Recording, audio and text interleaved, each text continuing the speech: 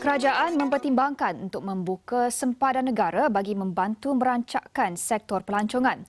Menteri Pelancongan, Seni dan Budaya, Datuk Seri Nancy Shukri berkata, kerajaan di peringkat mengadakan rundingan dengan negara-negara seperti Singapura, Brunei, Korea Selatan, Jepun, Taiwan dan New Zealand yang dikenal pasti sebagai kawasan zon hijau. Dan untuk membincangkan perkara ini bersama menerusi Skype ketika ini ialah Datuk Dr. Zainal Arifin Omar. Beliau merupakan Presiden Persatuan Pakar Perubatan Kesihatan Awam Malaysia. Salam dan selamat petang, Datuk. Salam, petang, Cynthia. Datuk, idea untuk membuka sempadan kepada negara yang dikenal pasti sebagai zon hijau sebenarnya telah diketengahkan sejak bulan Ogos lagi dengan pertambahan kes COVID-19 di Malaysia, Datuk, dan juga banyak negara kini berdepan gelombang ketiga. Bagaimana Datuk melihat cadangan tersebut untuk membuka sempadan kepada pelancong asing pada masa ini? Ya, saya kata kita telah akan menghampiri 1 tahun dalam keadaan COVID-19 ini dan banyak pengalaman-pengalaman dari segi pengetahuan telah pun kita ada. Jadi cadangan untuk membuka sempadan untuk negara-negara tertentu adalah satu cadangan yang positif dan baiklah untuk sektor ekonomi negara. Cuma kita rasa kita mesti berhati-hati dan membuat rancangan awal yang betul-betul terutama dari segi negara yang akan dibenarkan masuk, yang kedua dari segi pengendali tempatan, dan yang ketiga ialah apakah SOP untuk kita laksanakan, terutama dengan penambahan kes dan juga beberapa kes ataupun berlaku di luar negara. Ya saya.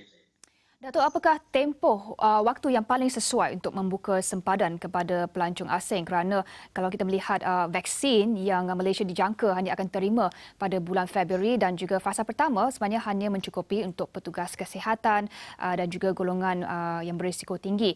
Jadi doktor, pandangan doktor, adakah terlalu cepat untuk membuka sempadan sebelum vaksin diterima atau bagaimana? Ya, sebaiknya ataupun idealnya kita buka bila sebahagian besar daripada frontliners kita dan juga golongan berisiko telah diberi vaksinasi atau suntikan vaksin. Tetapi pada peringkat awal ini sebenarnya kalau kita lihat daripada trend negara-negara yang hijau tersebut, kita boleh menggunakan dengan orang katakan sebagai trial untuk sektor-sektor tertentu, misalnya untuk plan guided tours yang mana mereka mengadakan pre-testing sebelum datang, kemudian memerlukan kuarantin. Kemudian kita juga boleh menyarankan kepada the registered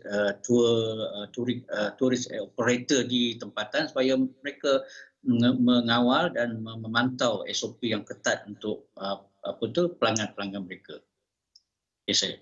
Datuk, kalau kita mengambil iktibar apa yang berlaku dengan Hong Kong dengan Singapura yang mahu melaksanakan travel bubble tetapi terbatal pada saat akhir kerana peningkatan kes di kedua-dua negara. Jadi Datuk, bagaimana melihat situasi terutamanya ketika ini apabila gelombang ketiga masih lagi banyak lagi kes masih memuncak lagi. Jadi apakah langkah terbaik yang boleh diambil kerajaan sekiranya tetap juga mahu membuka sempadan dalam masa terdekat?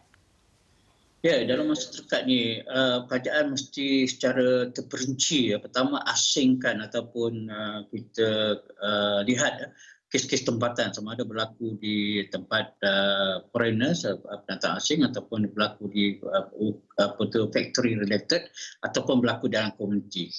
Kemudian kita boleh menasihatkan operator tempatan untuk menerima pelanggan-pelanggan yang telah diadakan test dari negara-negara yang tertentu.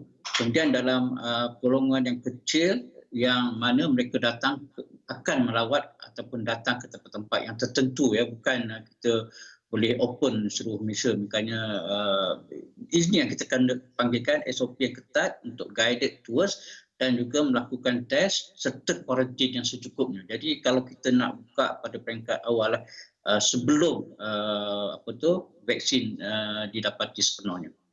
Ya, saya. Datuk, di komuniti antarabangsa juga wujud satu cadangan supaya mereka yang ingin melancong perlu menerima vaksin COVID-19 terlebih dahulu. Ia disebut sebagai satu vaksin pasport.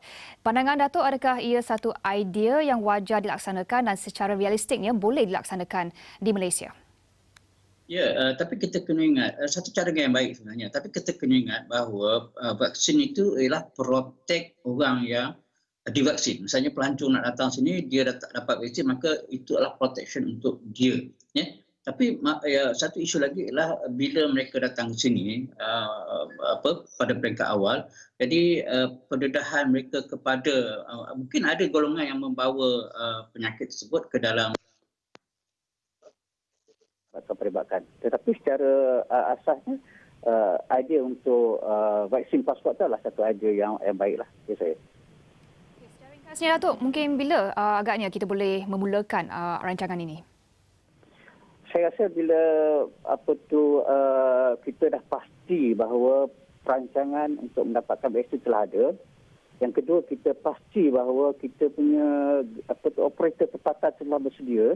Dan kita juga pasti bahawa negara yang katalah Korea, New Zealand, Jepun ini adalah yang kita pasti bahawa mereka itu adalah satu kawasan zon yang hijau yang selamat untuk mereka datang ke peribad kita.